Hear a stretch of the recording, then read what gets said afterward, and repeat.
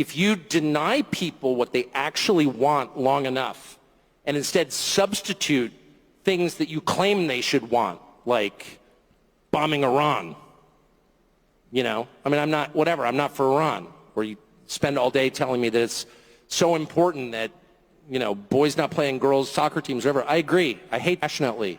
I think you should keep the boys off girls' soccer teams.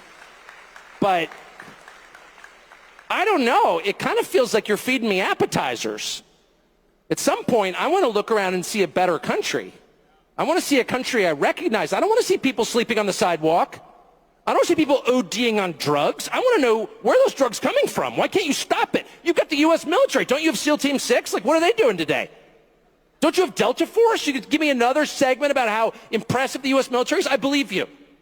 Why aren't they employed to make my country better? Why are my cities disgusting? I don't want to go there. It smells like weed and halal food. And you're lecturing me about how it's a great moral victory that I kicked the boys off the girls' soccer team? Good, I'm so glad. But let's do the real stuff, like making New York livable. So, for those of you who happen to live in California, you might find it surprising that in other parts of the world, the idea of seeing a guy on the street injecting heroin in his arm in front of your children is absolutely unthinkable.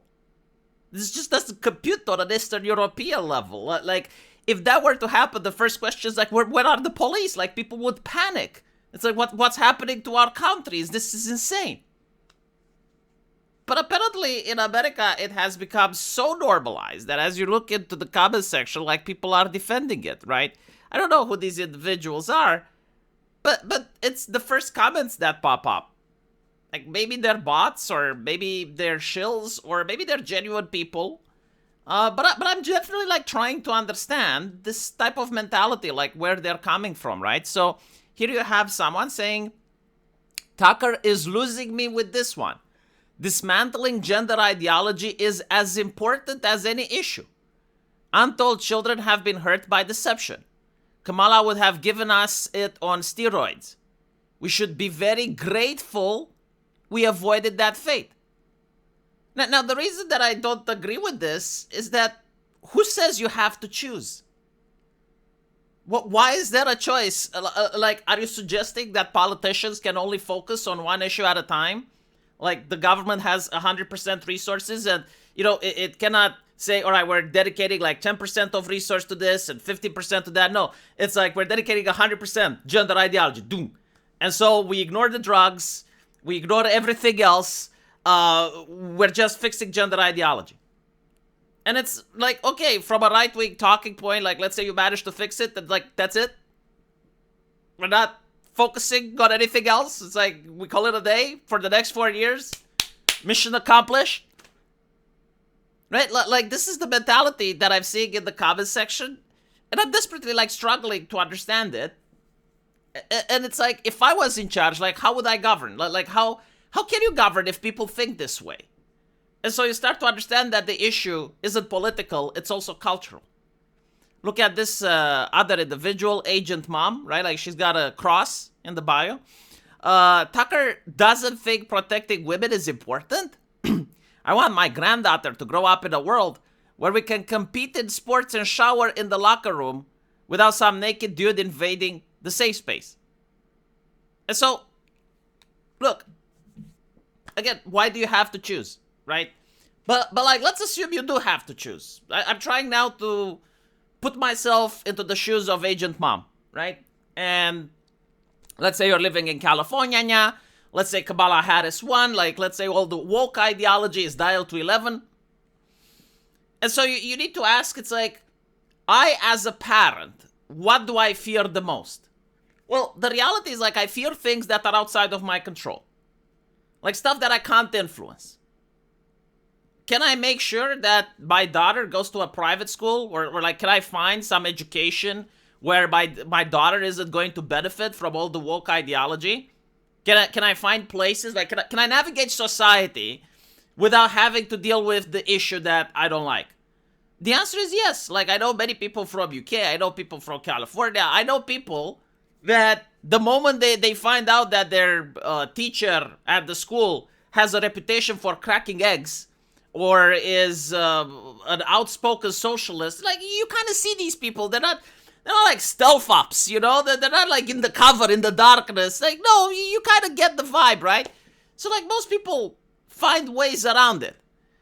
But, like, let's talk about being on a street that's filled with junkies. It's filled with people that are addicts, filled with people that are prone to violence because they don't have enough money to get a fix. The businesses are collapsing because no one wants to open a business in a place where you get broken windows or where you have people injecting heroin in front of your store. You risk your kid as well going on drugs, right? Like if that's the ambiance, if that's the culture, like you actually risk with your daughter ending up with a needle in her arm. And so like both are bad, right? But like one of them at least I can control. I can't, however, go on the street and round up all the junkies. That's the police's job.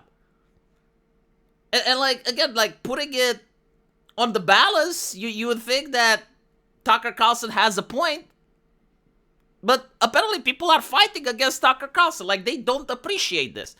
And you know what they say? It's like, you get the city you deserve. You get the leadership you deserve. Like if people are happy with this, then who am I to disagree? I don't live like this. You know, in Eastern Europe, we have neither of these problems. We don't have the woke ideology dialed to 11, and we don't have people that are injecting poison into their arms. Now, of course, you know, that doesn't mean like we don't have any problems, or it doesn't mean like people with drugs don't exist, or some teachers don't preach LGBT ideology. Of course, but it's not at this level. At the level of existential crisis, right? You see Tucker Carlson freaking out. But you also have like Victor Grau, right? And like from Victor, I assume like he's an immigrant from Eastern Europe by the name, and from what I can see, and he thinks like me, right? Like Republicans bragging about sports bans. Well, fentanyl kills 100,000 Americans yearly is like celebrating that you fixed the Wi-Fi password while your house burns down. I'm starting to feel some kinship with people on Twitter. I'm starting to feel that I'm not alone and isolated. Like there are other individuals that indeed realize it's like, hold on a little bit.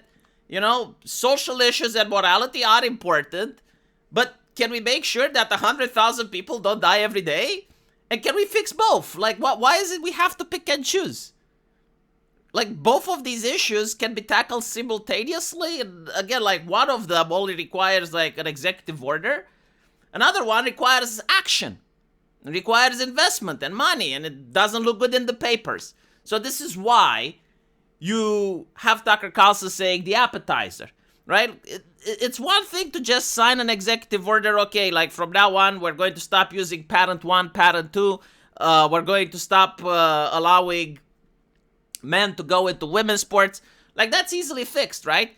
But to actually send the military, to actually fight against the cartels, to actually have like the cartels pumping money into your political opponents and using counter propaganda, you know, it doesn't look good on the news when someone gets shot, even though like they're a hardcore convicted gangster. It doesn't look good, right? Because maybe he's a minority. Oh, look, the evil police. That's why they don't do it, right? One is easy.